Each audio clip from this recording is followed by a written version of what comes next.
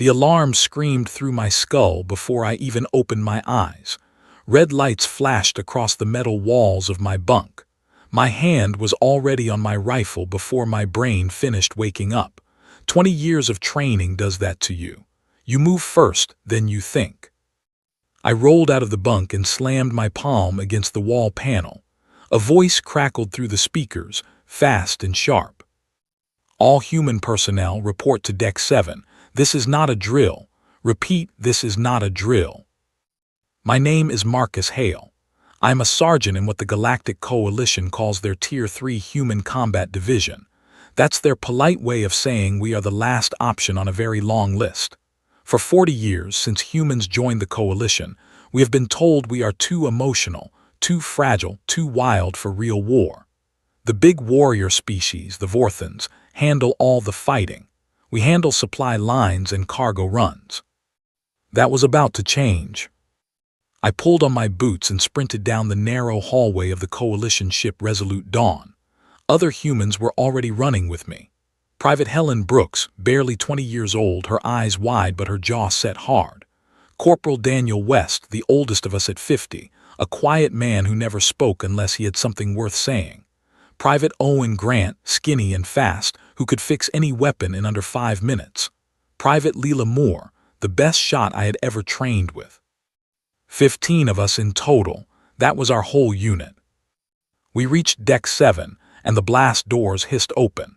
The briefing room was full of tall aliens in silver uniforms. I had seen many alien species in my years with the Coalition, but never had I seen so many of them look so afraid.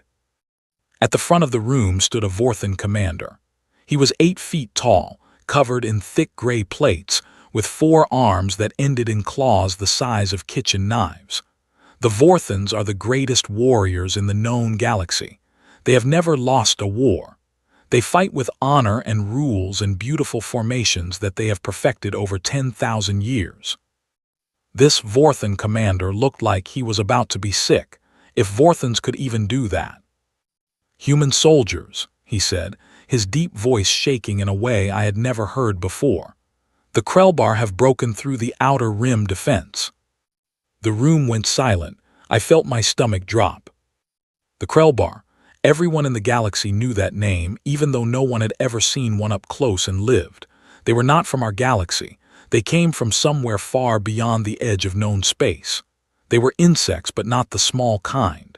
Each one was the size of a horse with 6 legs and jaws that could bite through metal. They did not talk. They did not negotiate. They ate everything they found, and then they moved on to find more. 3 Vorthon fleets have been lost in 7 days, the commander continued. We cannot stop them. The Council has decided to deploy the human division to the mining colony on Karsh 9. The Krellbar have landed there. Your mission is to hold the colony until reinforcements arrive.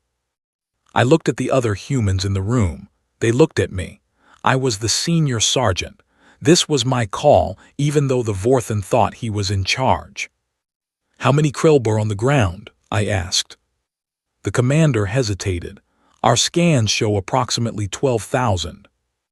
"And how many of us are being sent?" 150 human soldiers. We could not spare more. 12,000 against 150. The math was not good. It was not good at all. A Vorthon fleet of 10,000 trained warriors had been wiped out trying to hold a similar colony just 3 days ago. And now they were sending 150 of us, with our simple rifles and our thin armor, to do what those giant warriors could not. I should have been afraid. I was afraid somewhere deep inside, but I was also something else, something I could feel building in my chest, warm and strange. I was angry. The Coalition had spent 40 years telling us we were not good enough. They had laughed at our history. They had called our species violent and backward. And now, when their own greatest warriors had failed, they were sending us to die so they would not have to. I looked at Helen Brooks. She was barely older than my own daughter had been when I lost her 10 years ago in the war on Mars. Helen would never come home if I did not figure out how to keep her alive. Then I looked at the Vorthon commander, and I smiled. "We accept the mission," I said. The commander blinked his 4 eyes in surprise. "You have not even heard the full briefing. There is no expectation of survival. This is a delay operation only. You are meant to slow them down." "I heard you the first time," I said. "We accept. When do we drop?" 6 hours. "Then get out of my way. My soldiers need to prepare." I walked past him and my unit followed me. We moved through the halls of the great coalition ship, past aliens who stared at us like we were ghosts already. Word was spreading fast. The humans had accepted the mission. The humans were going to die on Karsh 9. Let them talk, I thought. In the equipment bay, I gathered my 15 soldiers around a metal table. I pulled out a map of Karsh 9 and spread it flat. "Listen to me carefully," I said. "The Vorthons tried to fight the Krelbar with rules. They tried to fight them with honor. They tried to line up in nice formations and meet them in the open. That is why the Vorthons are dead and we are the ones standing here." I tapped the map with my finger. "We are not going to fight like that. We are going to fight like humans. Do you understand what I am saying?" Corporal Daniel West nodded slowly. He was old enough to remember the wars back on Earth. He knew what I meant. "Private Grant," I said, "I want you to pull every piece of mining equipment from the cargo hold.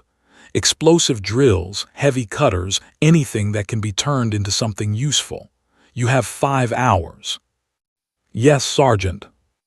"Private Moore, you are going to set up firing positions on every tall building in that colony.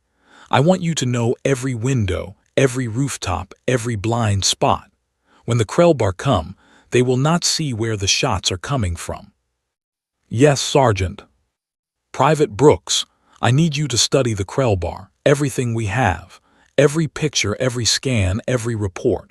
I want to know what they eat, what they fear, how they sleep, how they communicate. By the time we land, you will be the galaxy's expert on them."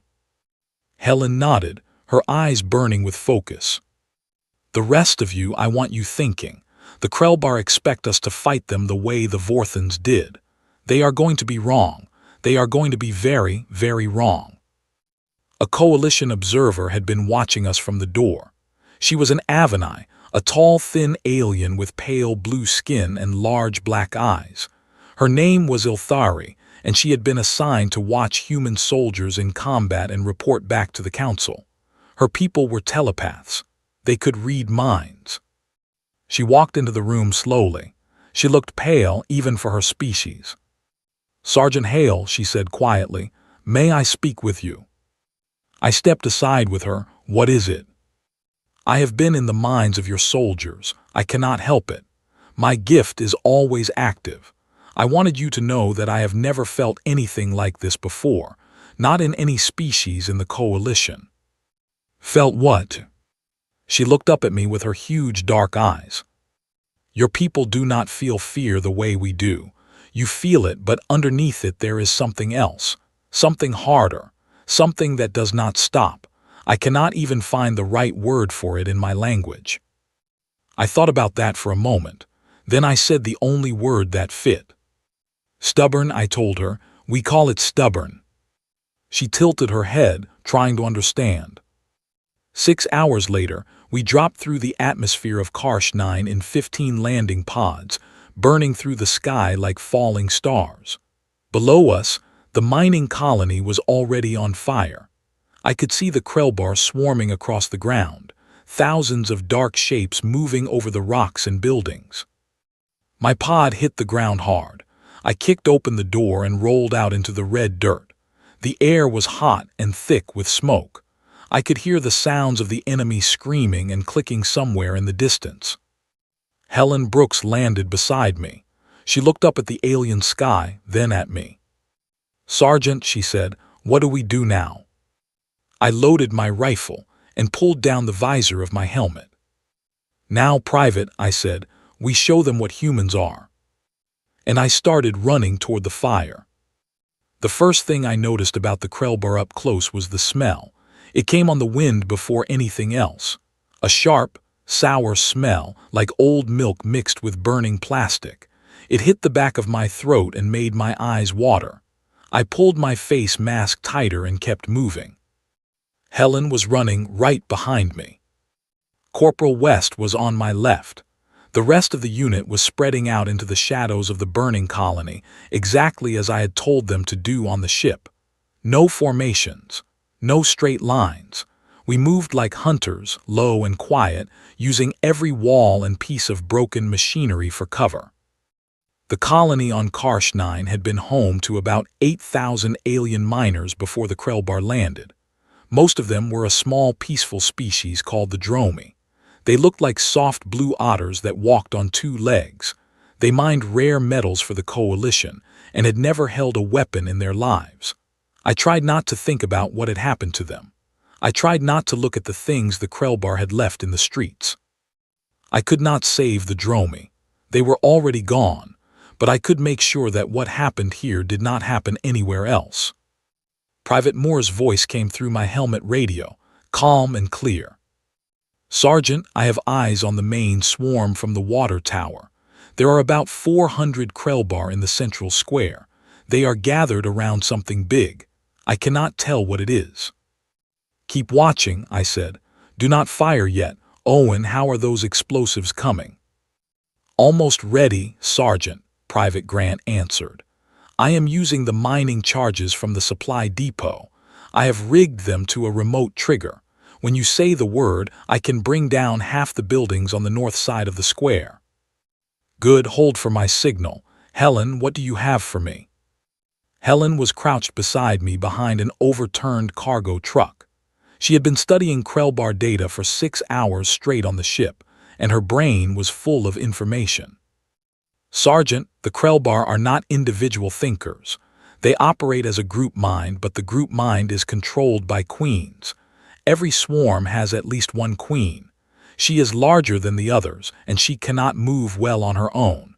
She stays in the center of the swarm and gives orders through a kind of chemical signal. So if we hurt the queen, the swarm gets confused. They start fighting each other. They do not know what to do without her." I smiled under my helmet. This was very good information. "More, that big thing in the center of the square. Can you describe it?" "It is about the size of a small building, Sergeant. It has many legs, but it is not walking. It is just sitting there. The other Krellbar keep going up to it and touching it with their antennas." "That is the queen," Helen whispered. My plan was forming fast in my head. The Vorthan warriors would never have done what I was about to do. It would be against their code of honor. They would have marched into the square with trumpets blowing and given the enemy a chance to face them in fair combat. We were not Vorthans. "Corporal West," I said, "take 5 soldiers to the south side of the square. When I give the signal, make as much noise as you can. Fire your rifles, shout, make the Krellbar think the main attack is coming from the south." "Yes, Sergeant." "Owen, get your charges ready on the north buildings. When the Krellbar turn toward the south to fight West and his team, you bring those buildings down on top of them." "Yes, Sergeant." "Moore, the moment the dust rises, you take your best shot at the queen. You only get one chance. She is protected by soldier Krellbar, but when the dust is thick, they will not see you firing from the tower." "I will not miss, Sergeant." "Helen, you are with me. We are going to cut through the side alley and reach the queen while everyone else is confused. If Moore's shot does not finish her, we are going to make sure the job gets done." Helen looked at me. I could see the fear in her eyes, but I could also see that other thing, the thing Ilthari had tried to name on the ship. That stubborn thing, that human thing. "Let's go," she said. I gave the signal. Corporal West opened fire from the south. His team made enough noise for 100 soldiers. The Krellbar swarm hissed and clicked and surged toward the sound, exactly like I had hoped they would. Then Private Grant's charges went off. The north side of the square erupted in a storm of dust and broken stone. 3 tall buildings collapsed on top of the Krellbar fighters who were rushing to the south. The swarm went wild. Without their queen giving clear orders, they did not know whether to retreat, attack, or freeze. I heard a single sharp crack from the water tower. Leela Moore had taken her shot. Helen and I were already running through the side alley. We burst into the main square just as the dust was thickest. I could barely see 5 feet in front of me. I could hear the Queen making a terrible sound, somewhere between a scream and a horn. Moore's shot had wounded her but not finished her. I ran toward the sound. The Queen was massive up close. Her body was the size of a small truck, and her long antennas were thrashing in pain. 6 or 7 soldier Krellbar were gathered around her, trying to protect her. They saw me coming through the dust and turned to face me. Helen fired her rifle. 2 of them fell. I fired mine and took down another. The remaining Krellbar rushed at us, but they were confused without the Queen's signals. They tripped over each other. They hesitated. They were not used to fighting without clear orders. I reached the Queen. I climbed up onto her back. Helen was right behind me, covering me with her rifle. I pulled the explosive charge from my belt, the one Owen had prepared for me, and I placed it right behind the Queen's head. Then I jumped down and ran. Helen and I sprinted back into the alley. 5 seconds later, the charge went off. The Queen did not make any more sounds. The moment she was gone, something incredible happened. The entire swarm of Krellbar across the colony seemed to lose their minds. They started running in circles. Some of them attacked each other. Some of them just stopped moving and stood in place like they had forgotten what they were doing. "Now," I said into my radio, "all units hit them now. They are blind." For the next 3 hours, my 15 soldiers cut through a force that outnumbered us by nearly 1,000 to 1. We used every trick I knew. We set fires. We collapsed tunnels. We used the colony's own machinery against the enemy. Moore picked off any Krellbar that looked like it might be organizing a counterattack. Helen led a team through the sewers and came up behind a group of 200 that thought they were safe. Owen turned the colony's mining drills into weapons. Corporal West held the south side with his team and did not lose a single soldier. By the time the sun began to set on Karsh-9, the colony was quiet. We did not lose anyone, not one human. All 15 of us were still standing. I walked through the empty streets with Helen beside me. The smoke was clearing. The smell was starting to fade. Up in the sky, I could see the lights of the Vorthen fleet arriving for what they thought would be a rescue mission. They were going to find no one to rescue, just a lot of questions. My radio crackled. It was Ilthari calling from the Coalition ship in orbit. "Sergeant Hale," she said. Her voice was strange. She sounded like she was in shock. "The sensors are showing no active Krellbar signals on the entire surface. How is this possible? The projection said the colony should be held for 6 months. It has been less than 6 hours. I looked around at the quiet streets. At Helen, who was leaning against a wall, finally letting herself breathe. At the great purple sky of an alien world where my people had just done what no other species in the galaxy could do. "Tell the Council something for me, Ilthari," I said. "What should I tell them?" I took a deep breath of the cooling air. "Tell them that humans are not a last resort anymore." On the Coalition ship, 3 days after Karsh-9, I could not sleep. I sat alone in the observation room watching the stars go by.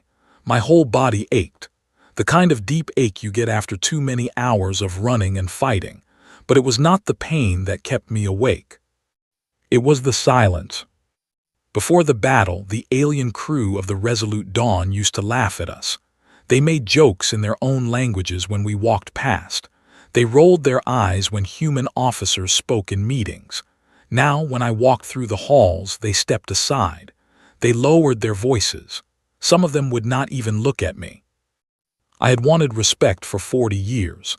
Now that I had it, I realized it was not respect. It was fear. The door slid open behind me. I did not need to turn around to know who it was. Ilthari was the only one on this ship who still walked right up to me without hesitation. Her species, the Avanai, felt things deeper than most. Maybe that made her braver, Or maybe it just made her too curious to stay away. "You should be sleeping, Sergeant Hale," she said softly. "So should you." She sat down beside me, her long, thin fingers folded neatly in her lap. For a moment we just watched the stars together. "The Council has ordered a new mission," she finally said. "They want to speak with you before they announce it." I turned to look at her. Another colony. Worse, much worse. She was quiet for a long moment, gathering her thoughts. "A full Krelbar hive has been detected on the moon of Dreth-Var. It is not a small scouting force like the one you fought on Karsh 9. This is a true hive. The sensors estimate 200,000 Krelbar are on the surface. They are building something there. A structure. Our analysts believe it may be a gateway. A door that will let more Krelbar come through from their home galaxy." 200,000. I let the number sit in my head for a while. "How many soldiers is the Council sending?" I asked. Ilthari would not meet my eyes. "How many Ilthari?" 47, she whispered. "They are sending only your human division. No Vorthans. No support fleet.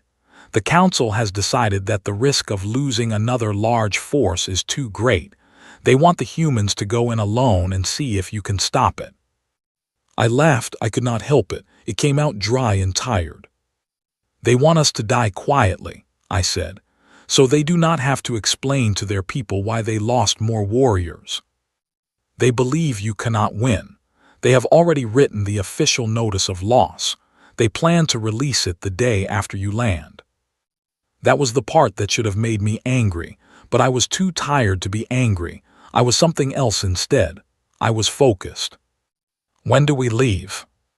"In 12 hours. Sergeant, there is something else you should know. I have requested permission to come with you." I looked at her sharply. "Absolutely not." "It is already approved. The Council agreed because they believe no one will return. They did not see any reason to refuse me." "Ilthari, you are not a soldier. You are a diplomat. You will not survive one day down there." Her dark eyes met mine, and for the first time I saw something in them that I had never expected to see in an Avenai. A kind of quiet steel. "I have been inside the minds of your people, Sergeant. I have felt what your species feels when there is no hope left. I need to see it with my own eyes. I need to understand what you are. My people have lived in peace for 10,000 years, and in 10,000 years we have never produced anything like you. I cannot write my report from a safe ship in orbit. Not this time." I wanted to argue with her. I wanted to tell her she was being foolish, but I could see it would not matter. She had decided.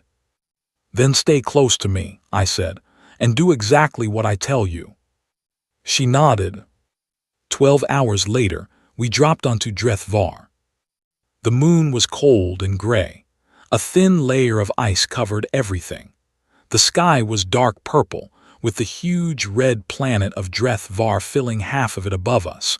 It would have been beautiful if the ground below had not been crawling with enemies.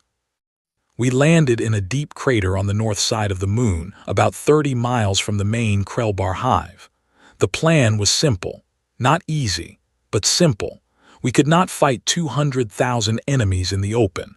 We could not call for help, so we were going to become ghosts. I gathered my 47 soldiers in the crater. The cold air turned our breath into white clouds. Ilthari stood at the back, wrapped in a thermal cloak, trying not to shiver. "Listen carefully," I said. "We are not here to hold this moon.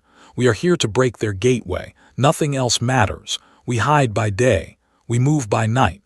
We do not engage the main swarm unless we have no other choice. Every fight we pick is a fight we choose on our terms at the right time." Private Grant had brought a full pack of explosives. Corporal West had a detailed map of the moon's ice caves that I had pulled from old Coalition mining records. Helen had studied everything we could find on Krelbar hive structures, and she had identified what she thought was the weakest point of the gateway. Moore had a long rifle that could hit a target from 2 miles away. Ilthari watched us work.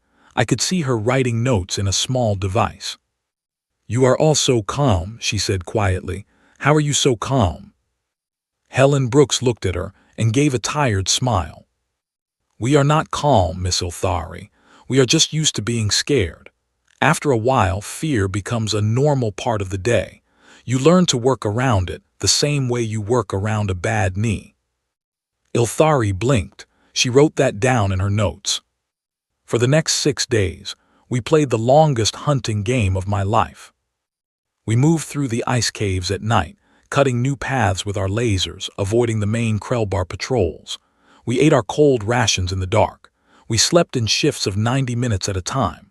When we spotted small groups of Krellbar scouts, we let them pass if we could, and removed them quietly if we could not. We left no tracks. We made no sounds. For 6 days, 200,000 enemies had no idea that 47 humans were walking right under their feet. On the 3rd day, we lost our first soldier. His name was Private Oliver Grant. He was the younger brother of Owen Grant, our explosives expert. Oliver had been in the unit for only 2 years. He was quiet and kind, and he loved drawing pictures of the planets we visited. A Krellbar scout surprised him at the mouth of a cave. He fought back and took the scout down, but he was hurt badly. He did not survive the night. We carried him with us. We did not leave him behind. Owen did not speak for a full day after we lost his brother. He just worked. He built more explosives. He checked every charge twice. When he finally spoke, it was to me in the cold dark of a cave while everyone else was sleeping. Sergeant, he said, when we reach the gateway, I want to be the one who sets the main charge. I looked at him for a long time. I understood what he was really saying. He was telling me that if something went wrong, if one of us had to stay behind and make sure the charge went off, he wanted it to be him. We will see, I said, one step at a time. Ilthari was becoming a different person on that moon. When we had started, she flinched at every sound. She cried the first time she saw one of our soldiers get hurt, but by the 5th day, she was walking without complaint. She was carrying her own pack. She was helping Helen clean weapons. One night she sat beside me while I was eating a piece of cold protein. The stars above us were very bright. I understand now, she said. Understand what? Why your species terrifies the Council. At first I thought it was because you are good at fighting, but that is not the real reason. There are many species in the galaxy who are strong. The Vorthons are stronger than you. The Kelto are faster. The Dran have harder shells. She paused, searching for the right words. The reason your species frightens us is because you do not stop. You do not break. When the Vorthons lost their fleets, they asked the Council for permission to retreat. They did what was logical. They accepted the loss. But your people never even considered retreating. It did not enter your minds. Not once. Not even when the numbers were impossible. I chewed my cold food and thought about that. My species had a long history, Ilthari. A long, hard history. We spent most of our time on Earth trying to survive things that wanted to eat us, or things that wanted to take our land, or even just the weather. When you live like that for 100,000 years, stopping is not an option that your brain can even think about. Your brain deletes that option before you are old enough to talk. She nodded slowly. She was writing everything down. On the 6th day, I continued, we will reach the gateway, and we are going to break it. Not because we are sure we will win. We are not sure of anything. We are going to break it because the alternative is to let the Krellbar through, and that is a worse idea than dying. That is the whole secret of my people right there. We compare the options and we pick the one that is slightly less terrible, and then we do it.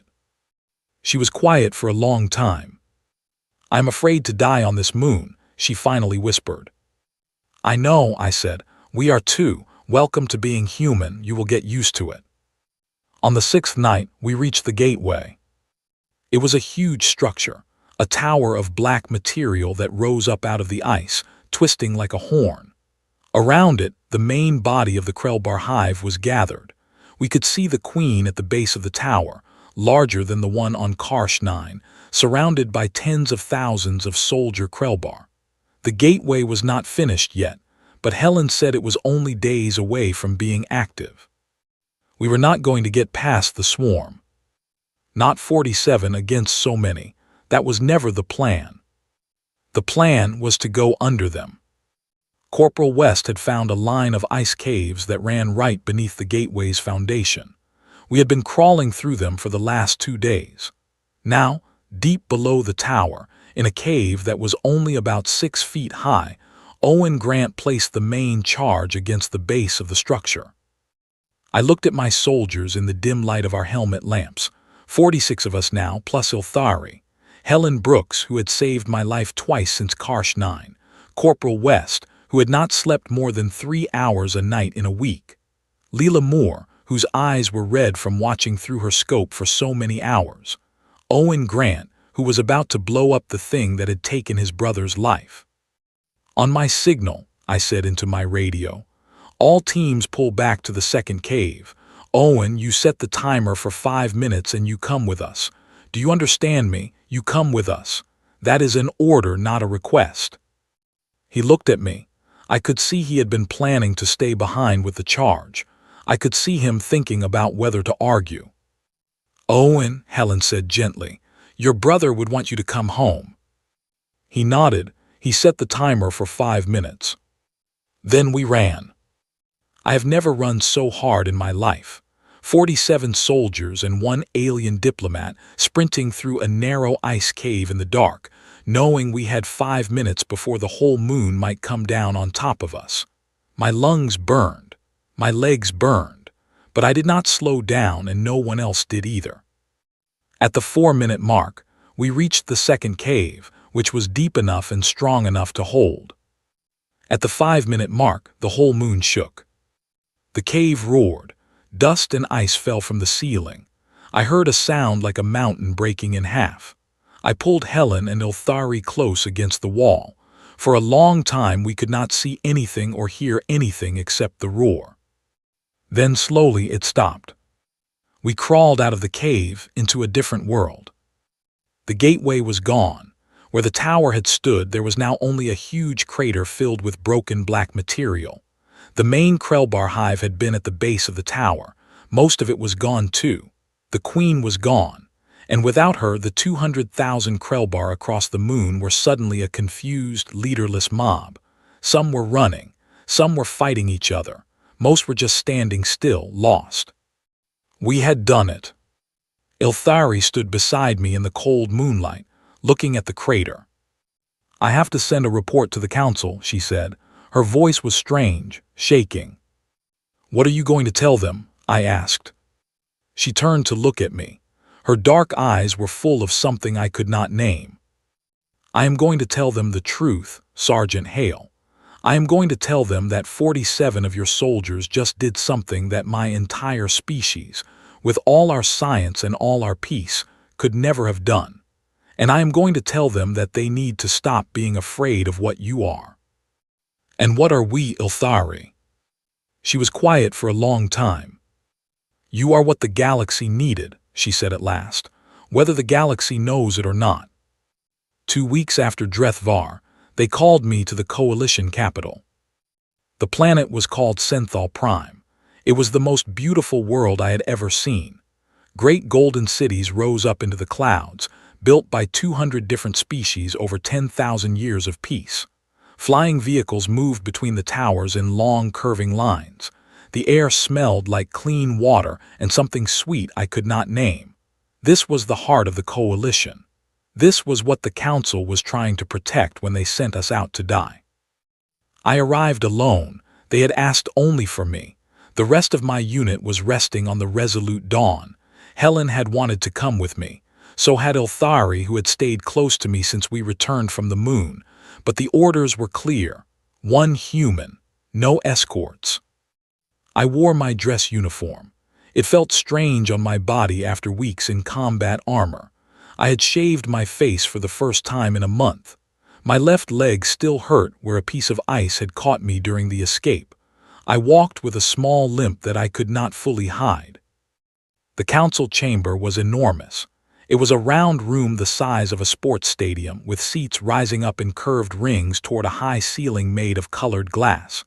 200 delegates from 200 different species were seated in those rings, tall ones, short ones, ones with fur and ones with scales, ones who breathed through gills and ones who communicated through flashing lights on their skin. They had all come to see me, the human, the soldier, the question no one knew how to answer. At the center of the chamber was a single small platform. That was where I was supposed to stand. The platform had been built for someone much larger than me. I had to climb up 3 steps to reach the speaking position, and when I stood there, my head was barely above the edge of the railing. I did not let that bother me. The head of the council was a Thessan. The Thessans are a very old species, small and wise, with gray skin and kind eyes. The head counselor's name was Rehenval. He was older than most planets. He had been on the council for 600 years. He rose from his seat, and his voice filled the chamber. "Sergeant Marcus Hale of the Earth Division," he said, "you have been called before this council to answer for the events on Dreth Var." That was not the welcome I had been expecting. "Answer," I said. "Answer for what?" A different voice spoke up from a high seat on the left side, a Vorthan voice, deep and cold. It belonged to Grand Warrior Tarkin, the leader of the Vorthan Protectorate. He had lost 3 fleets in the Krelbar War. He had not forgiven my species for succeeding where his had failed. The human division destroyed a Krelbar hive structure without authorization, Tarkin growled. The operation was meant to be a holding action. Instead, you committed acts that the council never approved. You used methods that are outside of every rule of war we have. I looked up at him, 8 feet of gray armor and bitter pride, staring down at me like I was an insect. "You lost 3 fleets trying to fight them by your rules, Warrior Tarkin," I said quietly. "We won with 47 soldiers. I am not sure which of us should be answering questions today." A ripple of sound went through the chamber. Whispers, clicks. One species on the upper ring made a sound like soft laughter. Another made a sound like horror. Counselor Rehenval raised his hand for silence. "Sergeant Hale," he said, "this is not a trial, but there are serious concerns. The delegates of many species have asked me questions that I cannot answer. They want to know what your species is. They want to know if humans can be trusted in the long peace of our coalition. Several delegations have asked that humanity be restricted from combat roles permanently. Some have asked for more serious actions." "What kind of more serious actions?" I asked. Rehenval hesitated. "Some have suggested that humanity be placed under observation and limited travel restrictions. A very small group has even asked that humanity be removed from the coalition entirely." I felt something cold move through my chest. 40 years of trying to be accepted. 40 years of our people working in the lowest jobs, taking the worst assignments, smiling through the insults, building friendships with species that barely saw us as equals. And now, when we had saved them, they wanted to throw us out. I took a deep breath. I looked around at the 200 species staring down at me. I thought about Helen Brooks, sleeping in her bunk back on the ship. I thought about Oliver Grant, who we had buried on the cold moon of Dreth Var. I thought about all the humans before me who had carried their people forward through every hard century of our history on Earth. I was not going to let them send us away. "Counselor Rehenval," I said, "may I speak freely to the council?" "You may." "Then please listen carefully, because I am only going to say this once." I turned slowly, looking at all the seats around me. I made sure every delegate could see my face. "You think my species is dangerous," I said. "You are right, we are, but you do not understand why." I began to walk slowly around the small platform. "You think we are dangerous because we know how to fight. That is not the reason. The Vorthans know how to fight better than we do.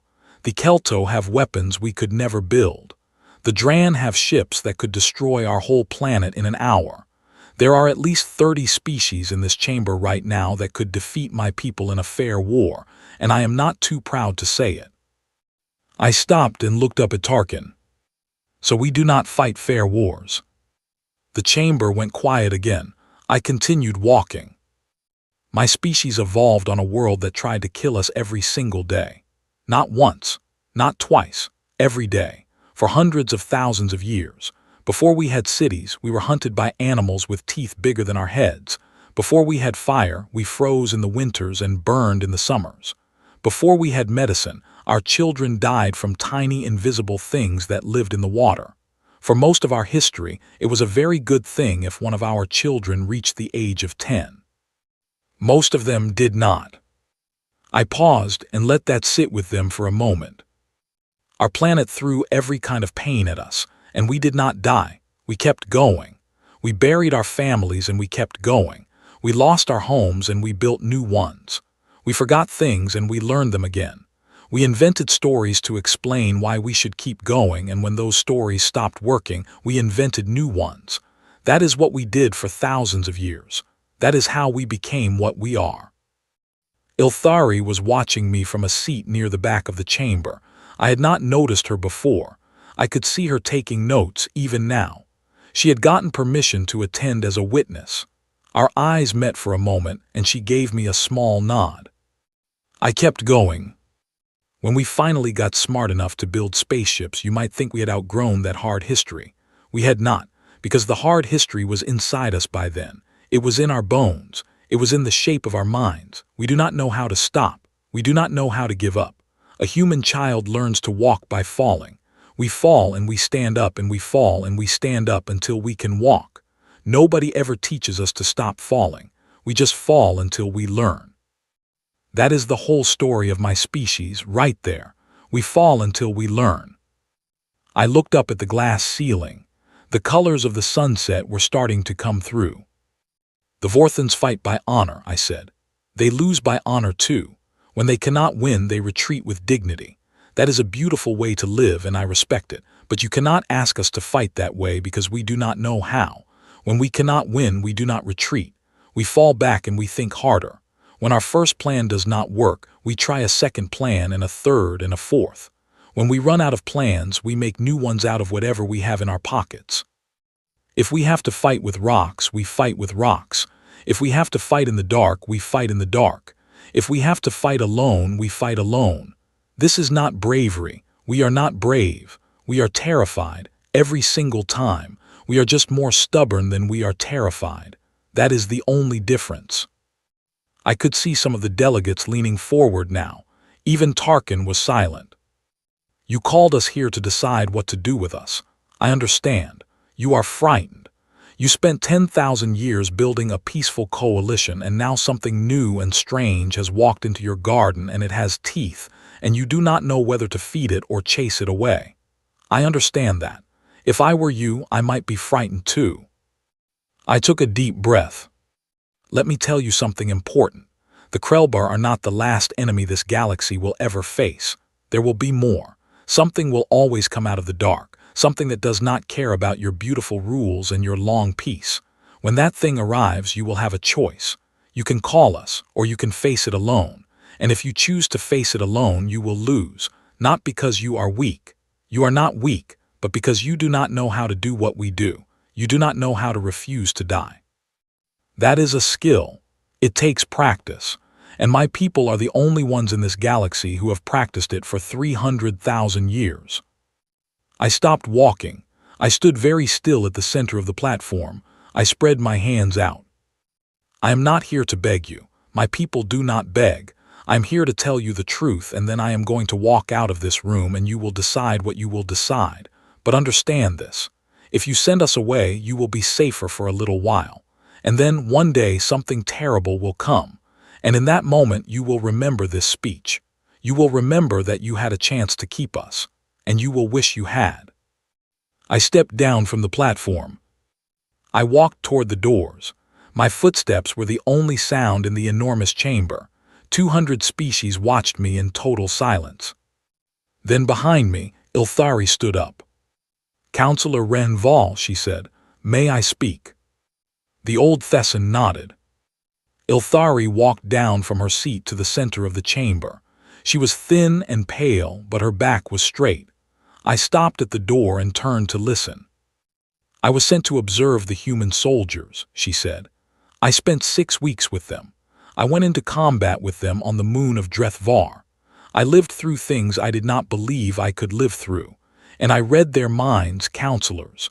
My gift as an Avanai allowed me to see inside them in a way that no other observer ever has."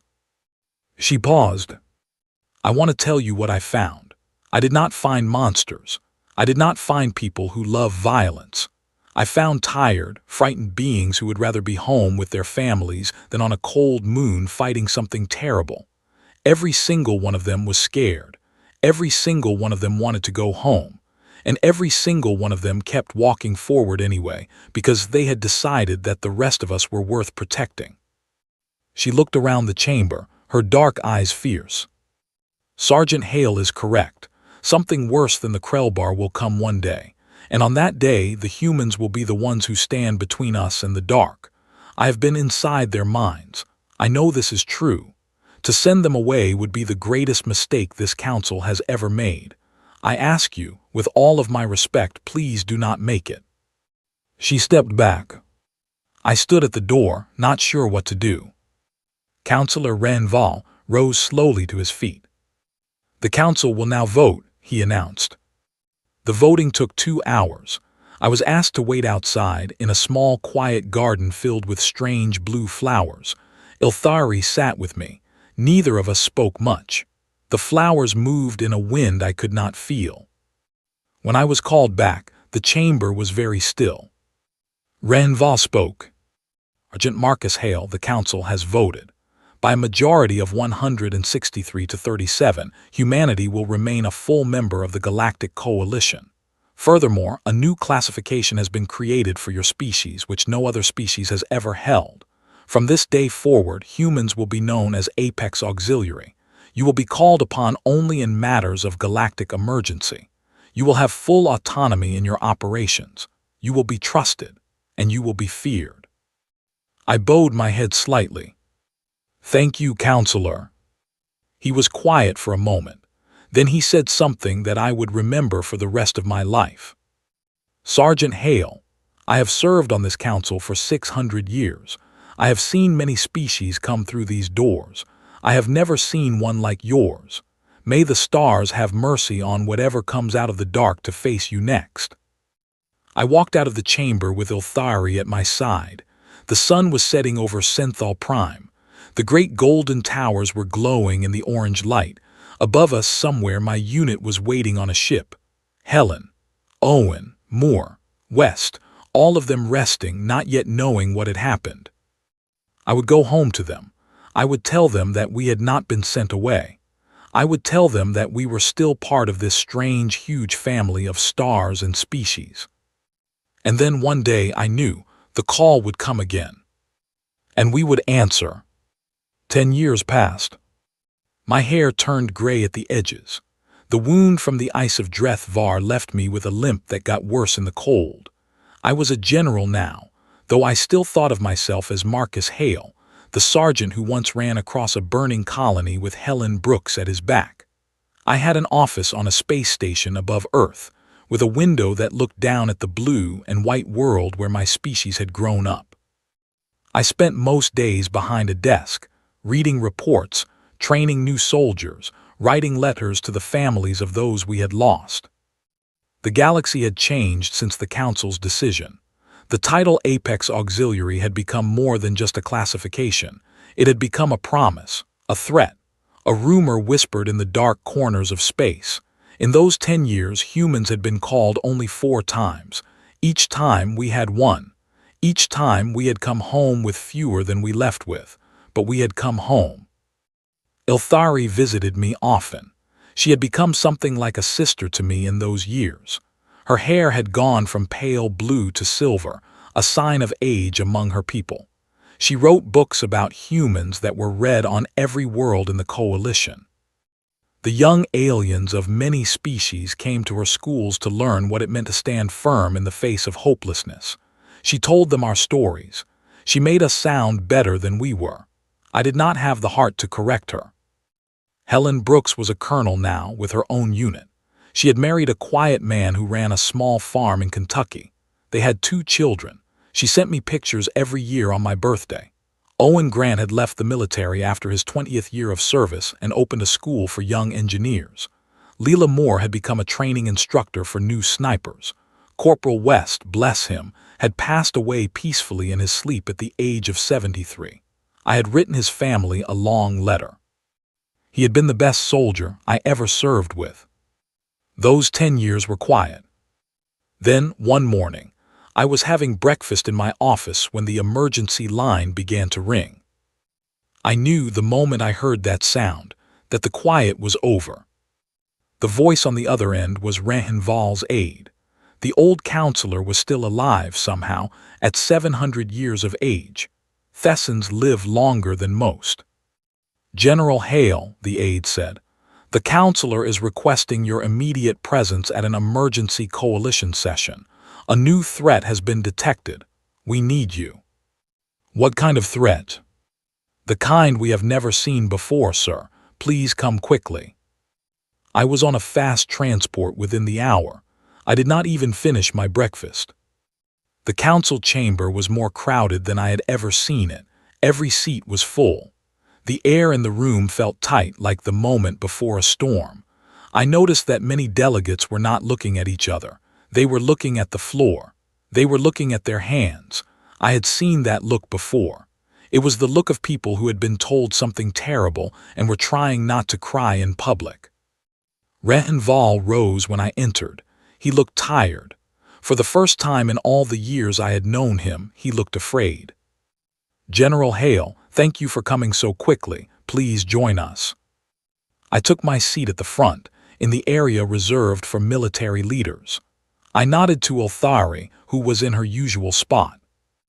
A young Thessan came forward and projected a large image above the chamber. It was a map of the galaxy. One region of space, near the edge of the outer rim, was glowing red. "3 days ago," the young Thessan said, "sensors detected a large object moving into our galaxy from the space between galaxies. The object was not a ship in any way we understand. It is the size of a small moon. It is made of a material we cannot identify. It is traveling faster than our physics says should be possible, and it is heading directly for the core worlds of the Coalition." The map zoomed in. I could see the object now. It was dark, almost black, and it was shaped like nothing I had ever seen. It had no engines. It had no wings. It simply moved like a thought through the empty space between stars. "We have attempted communication," the Thessan continued. "There has been no response. We have attempted scans. The object reflects back nothing. It absorbs light. It absorbs energy. Our best weapons have no effect on it. 3 Vorthan probes were destroyed the moment they came within range." I leaned forward in my seat. "How long until it reaches the core?" 4 weeks, General." 4 weeks, to the center of the galaxy, to the capital worlds, to the homes of every species in the Coalition. Rehenval stood again. "Every military option we have tried in the last 3 days has failed. The object does not respond to our presence. It does not change course. It does not attack us, but it does not respond to anything either. We have studied it, and we believe it is some kind of probe. But a probe for what, we do not know. What we do know is that if it reaches the core of the galaxy, something very bad will happen. Our scientists estimate a 98% chance that this will be an event from which our Coalition cannot recover." He turned to look at me. "General Hale, we have tried every option. All have failed. We are now activating the Apex Auxiliary Protocol. We are asking the humans to take this problem and solve it by whatever means you can devise." The chamber went silent. I stood up slowly. "Counselor," I said, "may I ask a question?" "Of course."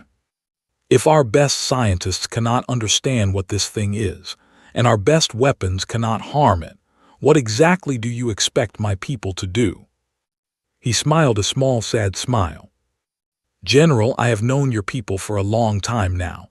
I stopped expecting things from you a long time ago. I simply watch to see what you will do. You always surprise me. I hope you surprise me again. I nodded. I sat back down. My mind was already working. 3 days later, I was on a ship heading for the object. I had 300 human soldiers with me. Helen Brooks was my second in command.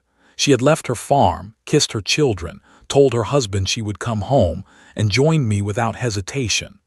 Owen Grant had come out of retirement to lead our engineering division. We had brought scientists, not just soldiers. We had brought experts on everything from ancient languages to strange materials. We had brought everything we could think of, because we did not know what we were about to face. Ilthari was with me, as she always was now. Her silver hair caught the light as she sat beside me in the command center. She was old, but her eyes were still sharp. She was still writing things down. "What are you thinking, Marcus?" she asked me. "I am thinking," I said slowly, "that maybe we have been asking the wrong questions. Everyone keeps asking what this thing is. Nobody has asked what it wants." She tilted her head. "And what do you think it wants?" "I do not know, but I know that things travel through space for reasons, even strange things, even things we do not understand. If it were meant to destroy us, it would have started destroying us already. It has not, so it is here for some other reason, something it is looking for, something it is trying to find." On the 9th day of our journey, we came within visual range of the object. Up close, it was more than a little frightening. It was the size of a small moon, just as the reports had said, but its shape was strange in a way that made my eyes hurt. It seemed to shift slightly every time I looked away and looked back, as if it were not entirely there. Its surface was black, but not the black of space. It was a deeper black, a black that looked like nothing at all. I made a decision that I had been thinking about for the entire journey. "I am going aboard," I said. Helen turned to me sharply. "Marcus, you cannot be serious." "I am serious. Nobody has tried to simply go aboard. Every approach so far has been from a distance. Scans, probes, weapons. Nobody has walked up to the door and knocked. You do not even know if it has a door." "Then I will find one." Owen came into the command center, carrying a small bag of equipment. He had clearly overheard the conversation. "If the general is going," he said, "then I am going with him." "No," I said. "Owen, you are not. Someone has to stay here and keep my people safe. That is you. If I do not come back, Helen is in command. Nobody tries to rescue me. Is that understood?" "Yes, sir," Owen said, though I could see he hated it. "I will go," Ilthari said quietly. We all turned to look at her. "Ilthari, no, you are too old." She smiled at me. It was the smile of someone who had already made up her mind. "Marcus, I am an Avanai. I can read minds. If there is anything living on or in this object, I may be able to hear its thoughts. You will need me. You know you will." I looked at her for a long time. I knew she was right, and I knew I could not talk her out of it. "Then get a suit on, my friend. We are going for a walk." Ilthari and I launched in a small shuttle from our flagship. The object grew larger and larger as we approached. My pilot brought us close to the surface. We found what looked like a flat area and we set down. The shuttle touched the surface gently. We did not sink. We did not bounce. We simply stopped. I put on my pressure suit. Ilthari put on hers. We stepped out into the airless quiet. The surface was smooth. It felt neither warm nor cold through my gloves.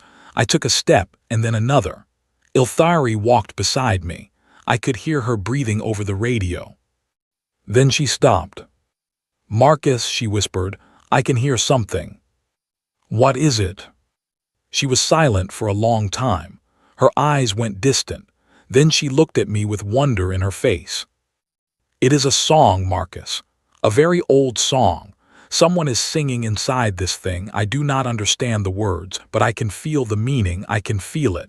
The meaning is loneliness. This thing is lonely." I stared at her. "Ilthari," I said slowly, "are you telling me that this moon-sized object that is traveling across galaxies and terrifying the entire coalition is actually just lonely?" She nodded, tears in her eyes. "Yes, that is exactly what I am telling you." I sat down on the smooth black surface of the object. I had been expecting a fight. I had been expecting enemies. I had brought 300 soldiers and every weapon the human race could provide. And now Ilthari was telling me that the thing was not a weapon at all. It was a traveler. It was something old and alone, looking for something it had lost a very long time ago. I began to laugh. I could not help it. "Ilthari," I said, "tell it hello for me. Tell it that humans are here. Tell it that we know something about being lost and far from home. Tell it we are listening." She closed her eyes. She reached out with her mind. For a long time, nothing happened. Then slowly, the surface under my feet began to change. A soft light began to glow beneath the black. I stood up. Ilthari's eyes opened. "It heard us, Marcus. It is answering." A hole opened in the surface of the object. Not a violent hole, a gentle one, like a flower opening. Inside, I could see soft golden light. "It wants us to come in," Ilthari said. I took her hand. We stepped inside. What I saw in that place I will not write down. Some things are not for reports and books. They are only for the ones who saw them. I will say only this. Inside that object I met the last member of a species that had died out many millions of years ago. It had been traveling the galaxies ever since, looking for anyone who might still remember. It was old beyond measure. It was tired. It had been alone for so long that it had forgotten how to speak. But Ilthari could hear it, and I could listen. We stayed for 3 days. In those 3 days, we learned things that our scientists would spend the next 100 years trying to understand. The being gave us gifts of knowledge that would change medicine and physics and the way we understood the universe. In return, we gave it what it had been looking for, someone to sit with, someone to listen. We told it about our galaxy. We told it about the coalition. We told it that it was not alone anymore. On the 4th day, it asked us to leave. It was not angry. It was not sad. It had simply decided, after so many long ages of wandering, to stop, to rest. It had chosen a star system far from any inhabited world, where it could float in the light of a sun and be at peace. It thanked us before we left. Ilthari translated the words for me. It said, "I will never forget that in the end. It was the small ones who heard me." We returned to the coalition as heroes. The council gave long speeches. Medals were given. Parades were held on 100 worlds. Ilthari and I sat through most of them, tired and quiet, smiling when we needed to. The real moment for me came after it was all over. Helen and I were sitting on a hill back on Earth, watching the sunset. The same sun that had risen over our hard history 100,000 times. She was holding a cup of coffee. I was holding mine. "Marcus," she said, "I have been thinking." "About what?" "About what we are, about what they say we are, the Apex Auxiliary, the ones who do not stop. I used to feel proud when I heard that, like it meant something great about us. And now?" She looked out at the sun. "Now I think it means something simpler. I think it means we are just willing to show up. That is all. We show up when nobody else will. We listen when nobody else can. We walk into the dark when everyone else is too scared to move. That is not a great power. That is just a choice. Anybody could do it. Anybody at all. But for some reason it keeps falling to us." I thought about that for a long time. I thought about the Krellbar and the Gateway and the moon of Dreth-Var. I thought about Oliver Grant and Corporal West and all the ones we had buried. I thought about the great lonely being in the dark, and the song it had been singing for 1,000,000 years, and the way its voice had sounded through Ilthari when she heard it. And I thought Helen was right. The galaxy fears us. They have good reasons. We are strange and we are stubborn, and we do things that frighten the peaceful species who have forgotten what it was like to claw their way up from nothing. But the real secret, the one we never tell them, is this. We are not special. We are not stronger or smarter or braver than anyone else. We are just the ones who keep showing up. When the enemy comes, we show up. When the lost and lonely call out, we show up. When something terrible walks out of the dark, we show up. And one day, a long time from now, when I am gone and Helen is gone, and Elthari is gone, and even the great Rehenval is finally gone, there will still be humans in this galaxy. They will still be showing up. They will still be walking into the fires that nobody else will enter. That is why the galaxy fears us, and that is why in the end the galaxy also loves us. The sun set behind the hills. Helen finished her coffee. She stood up and brushed the grass from her uniform. "Come on, General," she said. "It is getting late." I stood up too. My leg hurt the way it always hurt now. We walked down the hill together in the last of the golden light. And somewhere above us, in the dark between stars, the galaxy kept turning, full of frightened things and brave things, and small lonely travelers looking for someone who would listen. Waiting for someone to show up. Waiting for us.